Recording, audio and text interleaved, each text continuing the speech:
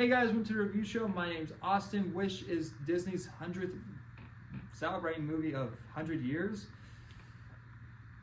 Not a very good one to go out on, to be honest. I really do miss Disney being great. Young Asha makes a wish so powerful that it's answered by a cosmetic force, a little ball of boundless energy called Star. With Star's help, Asha must save her kingdom from the king. I was sort of actually looking forward to this film. Like, the trailers were looking interesting. Like, down to the songs that they showed in the trailers was really good. Like, you know, that's probably like the biggest positive that I can give for this film is that the music is really good. I liked a lot of the songs in this movie. But when it comes down to the characters, when it comes down to the story, when it comes down to being invested, like, it just wasn't really there. There was nothing really to get attached to. Like, the only character I actually really got attached to was a goat until it started talking. This movie was just a disappointment, to be honest. Like, I really was bored out of my freaking mind. You don't really get to learn anything about this world besides some stuff in the opening where you have this king, the king that I can't remember the name of because all the characters are very forgettable, who is played by Chris Pine, which I didn't really know by until I looked up the cast for this film. He did a really good job as this king, to be honest. Like besides like trying to remember his name, he does a good job by being over the top, and it seemed like he was trying to have fun, but it seemed like he was the only one allowed to have fun because everyone else was just boring. Asha as a character wasn't very interesting. I didn't really care for her. I didn't care for her friends. And I get people are going to say, like, well, it's a movie for kids. Well, a lot of Disney movies are also for adults. If you look at Toy Story, there's a lot of stuff in there for adults. And, like, Disney used to have a good way to also have adults enjoy the film because this is aimed not just at kids, but as a family. And I think Disney has lost that way of trying to aim it at for everyone. And it's like, yeah, it's just checking stuff off a box type of deal. And that's what this movie felt like, especially from the jokes that they try to make, like with references to other films. I believe there was a reference to Bambi, because I think Bambi was actually in this movie.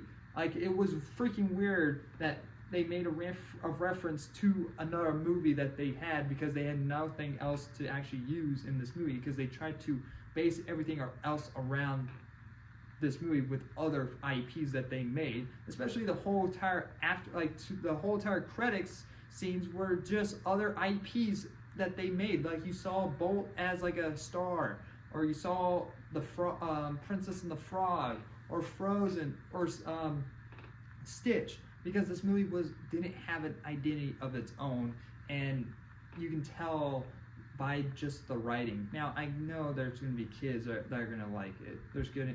When I work at a movie theater, I cleaned a movie.